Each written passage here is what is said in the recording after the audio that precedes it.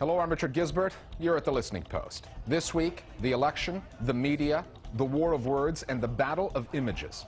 Our camera and videotape confiscated by police, we filmed the protests on our cell phones. The story behind the story in Iran. Online media content, to pay or not to pay? That is the question. We've never been embarrassed about charging for it. We think that it's entirely the right thing to do. And taking thousands of humble little post-it notes and turning them into a work of art. The question used to be, will the revolution be televised? The Iranian election of 2009 might change that. From now on, we could well be asking, will the revolution be YouTubed or Twittered? Online social networking was a huge factor throughout this process. Initially, the opposition parties used it to get organized, then to get out the vote, and eventually to plan the enormous demonstrations that followed the counting of the ballots. That is just one aspect of the media story that was central to the drama that the world watched on television and online after the Iranian election. Our starting point this week is Iran, the vote, and how both sides have used all forms of media, both old and new, in the struggle for political power in Tehran.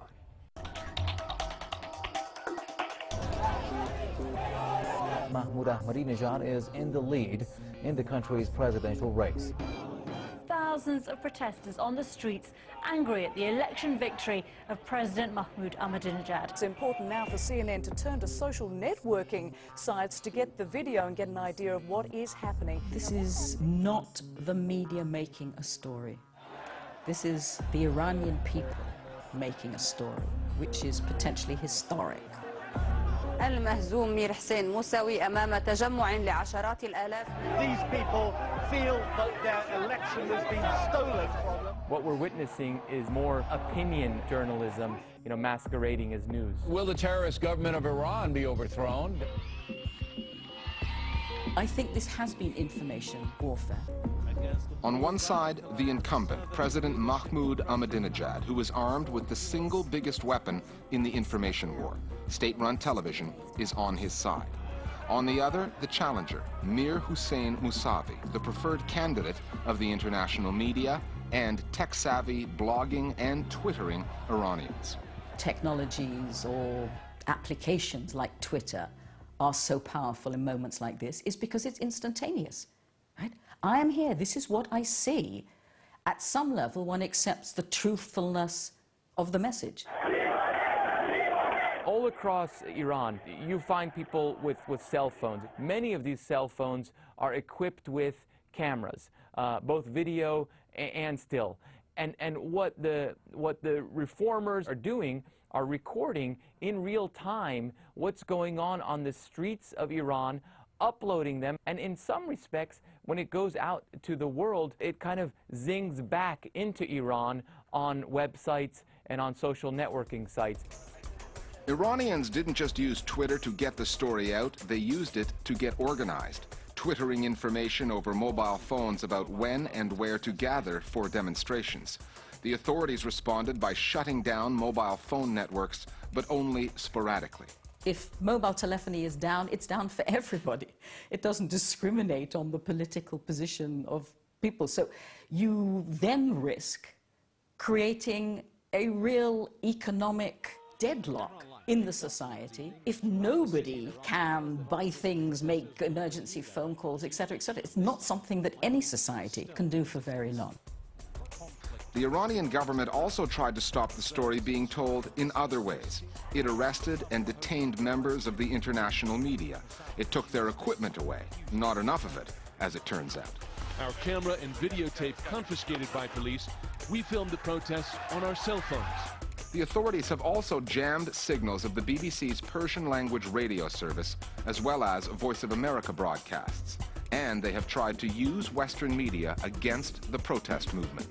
Iranian state television recently took some clips from CNN, from Fox News, and from the BBC. They tried to depict CNN, Fox News, and BBC as inspiring and instigating these opportunists to cause trouble. And so in many ways, state television was taking aim at the foreign media. The regime still completely misunderstands the nature of Western media.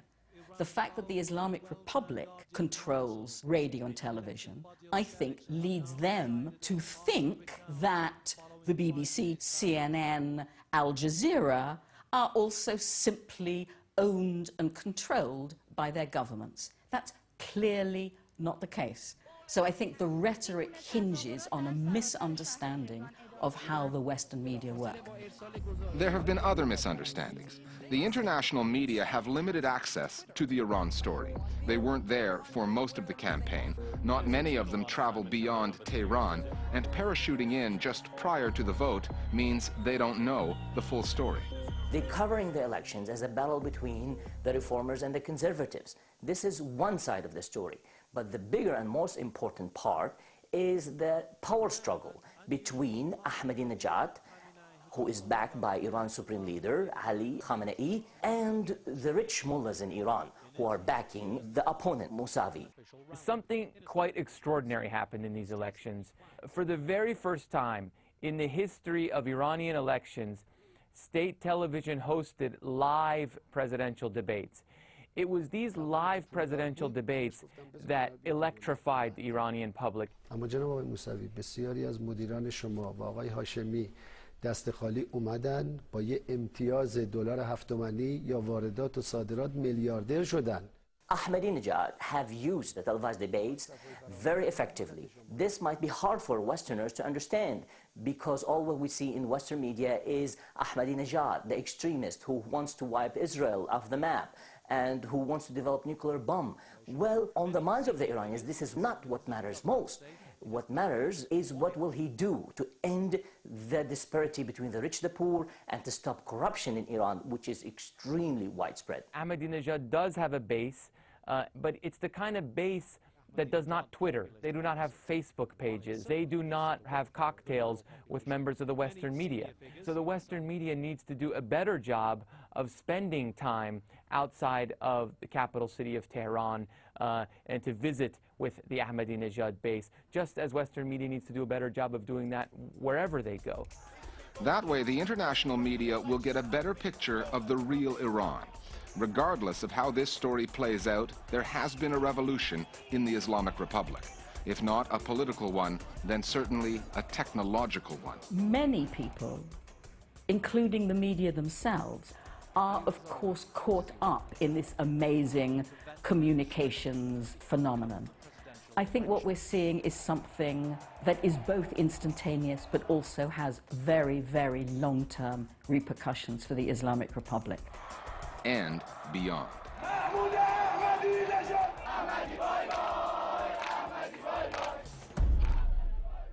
Here's how our Global Village voices see the story of the Iranian election. Since the government of Iran closed down all the mobile communications and filtered a lot of websites in Iran, Twitter and Facebook play an important role to get people connected to each other and to get messages out of Iran and the other way around. What we do know from our experience living in Iran is that if one person has connection to the internet, one person is looking at Twitter, they are likely to tell 20 or 30 other people. And the most important thing is word of mouth. And that has been the most important factor in this campaign. And that, I think that while the aftermath is really interesting, the campaign itself is where the use of communication technology was crucial. It might not be a revolutionary act, but Twitter is one of the ways that you can get in touch with us if you'd like to be one of our Global Village voices. You can also use Facebook by looking for the Listening Post page there. Or you can email us at listeningpost@aljazeera.net. And you can use all three forms of media to send us ideas for stories or web videos of the week.